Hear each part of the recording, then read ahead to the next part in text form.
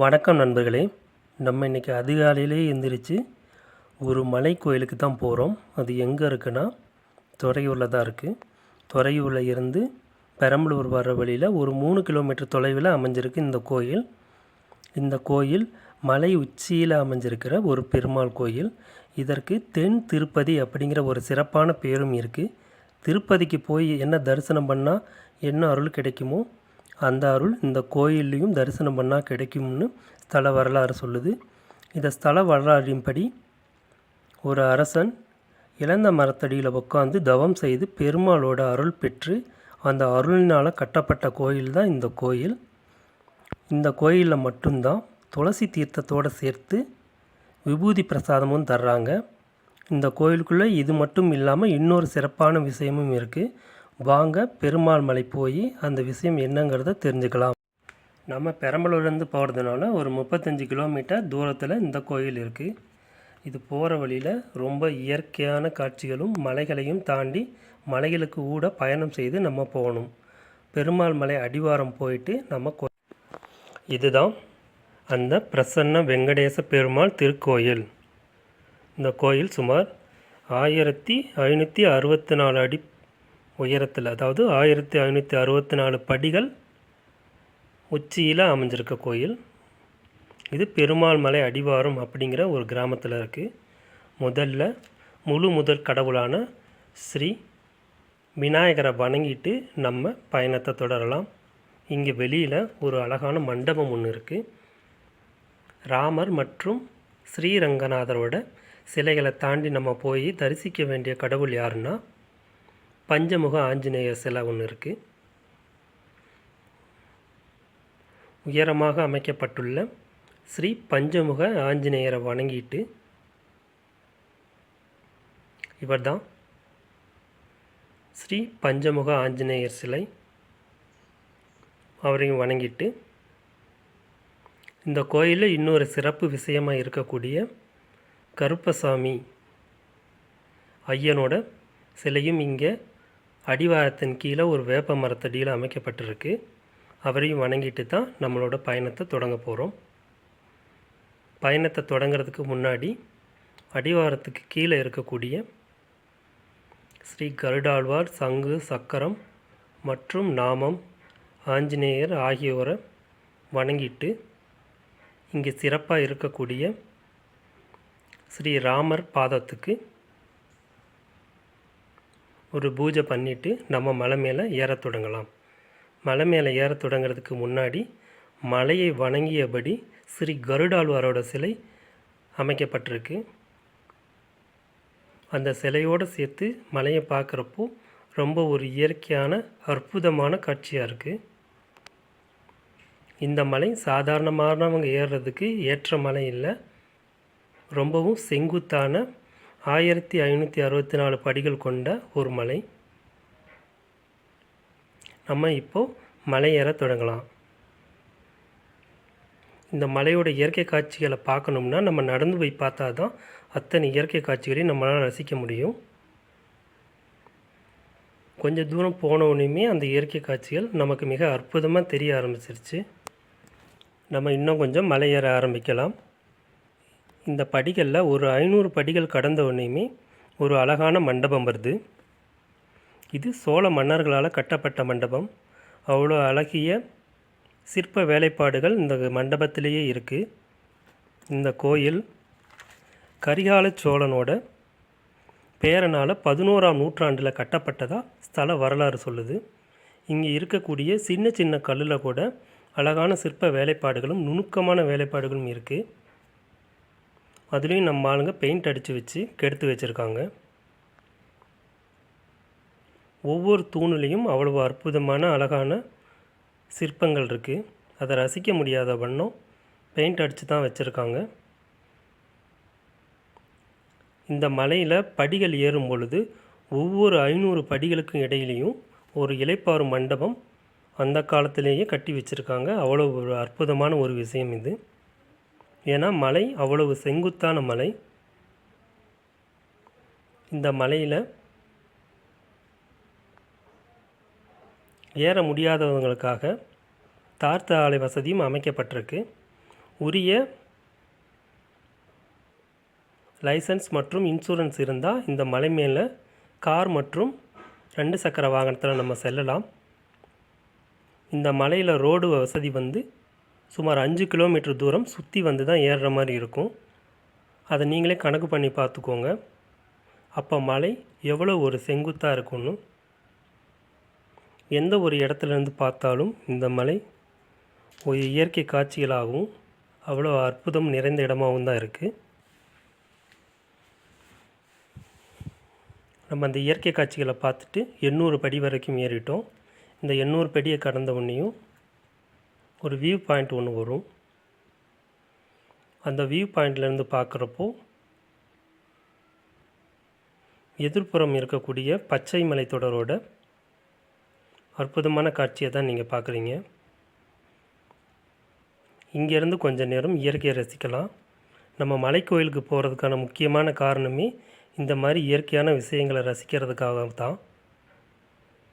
கடவுள் அருளோட இயற்கை அருளும் நமக்கு கிடைக்கும். இப்போது நம்ம 1000வது படியை கடந்துட்டோம். இதற்கு மேலே கண்டிப்பாக நான் சொன்ன மாதிரி ஒரு இளைப்பாறக்கூடிய மண்டபம் தூரத்தில் தெரியுது. இதான் அந்த இளைப்பாறக்கூடிய மண்டபம். இந்த மண்டபத்தையும் அதே மாதிரி தான். ஒவ்வொரு தூணிலையும் அற்புதமான சிற்பங்களால் செதுக்கி இருக்காங்க. இது மலையை ஒரு பக்கம் குடஞ்சி இந்த மண்டபத்தை அமைச்சிருக்காங்க. இந்த மண்டபத்தில் உட்காந்து கொஞ்சம் நேரம் இளைப்பாறிட்டு நம்மோட மலையேற்றத்தை தொடங்கலாம். இங்கேருந்து நம்மோட நண்பர்கள் சில பேர் இருக்காங்க. அவங்கள எப்போவுமே நமக்கு துணையாகவும் தொந்தரவாகவும் வந்துக்கிட்டே தான் இருப்பாங்க. இதை கடந்து நம்ம மலையேற தொடங்கலாம். இப்போ இன்னொரு பாதை சந்திப்பு வரும். இங்கேருந்து பார்க்குறப்பவே கோயில் கோபுரங்கள் மிக அழகாக தெரியும். இங்கே இருக்க பாதை ரொம்ப செங்குத்தாக இருக்கும். இந்த பாறை ஏறி முடித்த உடனேமே கோயிலை நம்ம அடைஞ்சிடலாம். இதான் ஸ்ரீ பிரசன்ன வெங்கடேச பெருமாள் திருக்கோயில். இது முழுவதும் கற்களாலே கட்டப்பட்ட கோயிலாக தான் இருக்குது. இந்த மின்புறத்துலேருந்து பார்க்குறப்போ மிக அற்புதமாகவும் ஒரு அழகான ஒரு கோயிலாகவும் தான் இருக்குது. இது கோயிலோட முன்புற தோற்றம். அவ்வளோ ஒரு அற்புதமான ஒரு கோயில். 1564 அடி உயரத்தில் இருக்குது. இந்த கோயிலோட முன்புறத்தில் 2 யானை சிலைகளும் இருக்குது. இந்த சிலைகளை தாண்டி உள்ளே போகிறோம் கோயிலுக்குள்ளே. இந்த கோயில் எப்போவுமே வெளிப்புறமாக பூட்டப்பட்டு இருக்குது. ஏன்னா நம்ம நண்பர்களோட தொல்லை எப்போவுமே அதிகமாக இருக்கிறதுனால இதை பூட்டி தான் வச்சுருக்காங்க. இந்த கோயில் வார நாளில் காலை 9 மணிலேருந்து 5 மணி வரைக்கும், சனிக்கிழமை அன்று காலை 6 மணிக்கு கோயிலோட நடை திறந்திருக்கு. கோயிலோட உட்புறம் மிகவும் அமைதியாகவும் அற்புதமாகவும் இருக்குது. இங்கே ஒரு பக்கம் நாயன்மார்களோட சிலையும் அற்புதமாக வடிக்கப்பட்டிருக்கு. இந்த கோயிலோட சிறப்பான சில விஷயங்களும் இந்த கோயிலோட உள்புறம் இருக்கிற சிற்பங்கள்லேயே இருக்குது. இங்கே மூலவரோட சன்னதிக்கும் அம்மனோட சன்னதிக்கும் நடுவில் ஸ்ரீ கருப்பண்ணசாமியோட சன்னதி இருக்குது. இதில் என்ன விசேஷம்னா, பெருமாளை பூஜிக்கிறப்போ துளசி பிரசாதம் கொடுக்குறாங்க. அதன் பிறகு அம்மனை தரிசனம் பண்ணிவிட்டு ஸ்ரீ கருப்பண்ணசாமியை தரிசனம் பண்ணலாம். அங்கே நமக்கு விபூதி பிரசாதம் கொடுக்குறாங்க. இந்த பெருமாள் கோயிலில் மட்டும்தான் நான் விபூதி பிரசாதம் வாங்கி பார்த்துருக்கேன். இங்கே உட்புறத்தில் தனித்தனி சன்னதிகளில் சக்கரத்தாழ்வார் இருக்காங்க. தூணில் ஸ்ரீ நரசிம்மரோட சிலை மிக அற்புதமாக இருக்குது. தசாவதார காட்சிகள் ஒவ்வொரு தூண்லையும் செதுக்கப்பட்டிருக்கு. மிக நேர்த்தியாகவும் அழகாகவும் செதுக்கப்பட்டிருக்கு. இங்கே இருக்கிற கருப்பண்ணசாமியை வணங்கும் பொழுது அங்கே சாம்பிராணி கொடுக்குறாங்க. அந்த சாம்பிராணி புகையை கருப்பண்ணசாமிக்கு அபிஷேகம் பண்ணுறப்போ எதிரிகளோட கண் பார்வை தோஷம் முற்றிலும் நீங்கி நல்ல விஷயம் நடக்குங்கிறது ஒரு நம்பிக்கை. இங்கு 7 இசைத்தூண்கள் இருக்குது. அது ஒரு மிக சிறப்பானது ஒரு விஷயம். ஒவ்வொரு சிலையும் மிக அற்புதமாகவும் அழகாகவும் செதுக்கப்பட்டிருக்கு.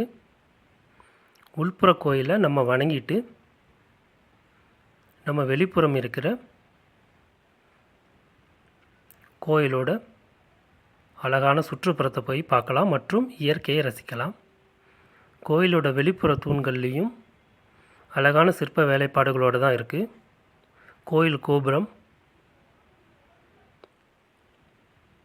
மற்றும் குடைவரை சிற்பங்கள்னு வெளியிலேருந்து பார்க்குறப்போ கோயில் ஒவ்வொரு பகுதியிலும் இருந்து அற்புதமாக இருக்குது.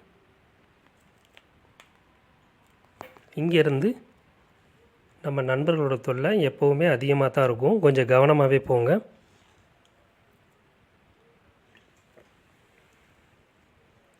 இங்கேருந்து பார்க்கக்கூடிய இயற்கை காட்சிகளில் பச்சை மலைத்தொடர் மற்றும் துறையூரை சுற்றி இருக்கக்கூடிய பகுதிகள் மிக அற்புதமாக காட்சி தருது. இங்கே கோபுர தரிசனத்தை பண்ணிவிட்டு கொஞ்சம் நேரம் நம்ம இலைப்பாரிட்டு நம்ம கீழே இருக்கிற இன்னொரு முக்கியமான இடத்த போய் பார்க்கலாம். இந்த நேரம் தியானம் பண்ணிவிட்டு கோயிலோட சுற்றுப்புறத்தையும் மற்றும் இயற்கையும் ரசிச்சுட்டு நம்ம நண்பர்களுக்கும் ஒரு ஹாய் சொல்லிவிட்டு நம்ம இங்கேருந்து கீழே இறங்க தொடங்கலாம்.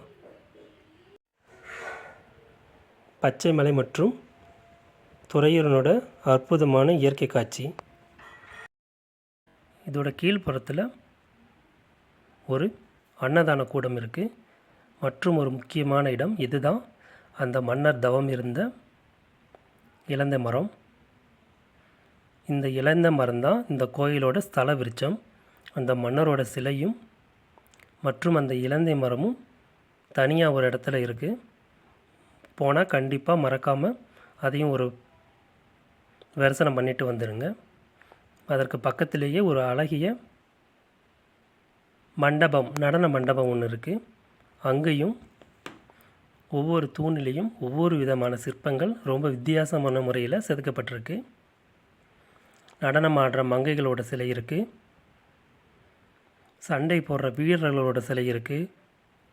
சிவனை வழங்குகின்ற பக்தரோட சிலை இருக்குது. 5 தலை நாகத்தின் மேல் நடனமாடுற நந்தகோபாலரோட சிலையும் இருக்குது. எல்லா சிலையும் ஒவ்வொரு தூண்லேயும் மிக அழகான முறையில் செதுக்கியிருக்காங்க. இது ஒரு அழகான நடன மண்டபம். ஒவ்வொரு சிலையும் பாருங்கள், ரொம்ப சின்னதாக இருந்தாலும் அவ்வளோ நுணுக்கமாகவும் அவ்வளோ அற்புதமாகவும் இந்த சிற்பங்களை செதுக்கியிருக்காங்க. இது சிவனை வழங்கும் அடியார். பக்கத்தில் அம்பாளோட சிலை.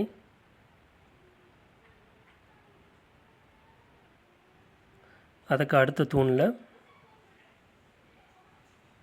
சண்டை போடும் வீரர்களோட மல்யுத்த சிற்பம். அதற்கு எதிர்ப்புறத்தில் 5 தலை நாகத்தின் மீது நடனமாடும் கோபாலரோட சிற்பமும் இருக்குது. இதெல்லாம் பார்த்து ரசிச்சுட்டு இயற்கை காட்சிகளையும் பார்த்துட்டு நம்ம மலை இறங்க தொடங்கலாம். மலை இறங்குவதற்கு முன்னாடி இந்த கோயிலோட முழு தோற்றத்தையும் பாருங்கள். இதுதான் அந்த கோயிலோட முழு தோற்றம். இவ்வளோ உயரமான இடத்துல இவ்வளோ ஒரு அற்புதமான ஒரு கோயில். இந்த பெருமாளோட அருளால் நம்ம நல்லபடியாக மலை ஏறி முடிச்சுட்டு நம்ம மலை இறங்க தொடங்கலாம். இன்னும் இது போன்ற நிறைய வீடியோக்களும் நம்ம பண்ணணும். அதுக்கு உங்களோட ஆதரவு கண்டிப்பாக தேவை. உங்களோட ஆதரவை எப்போதும் நம்ம சேனலுக்கு கொடுங்க. மலை இறங்க தொடங்கினாலும் இறுதி வரை நம்ம நண்பர்கள் கூடவே வந்தாங்க. அவங்களுக்கும் ஒரு பாய் சொல்லிவிட்டு நம்மளோட பயணத்தை இனிதே முடிச்சுக்கலாம். நன்றி நண்பர்களே. அடுத்து ஒரு நல்ல வீடியோவில் சந்திப்போம். நன்றி.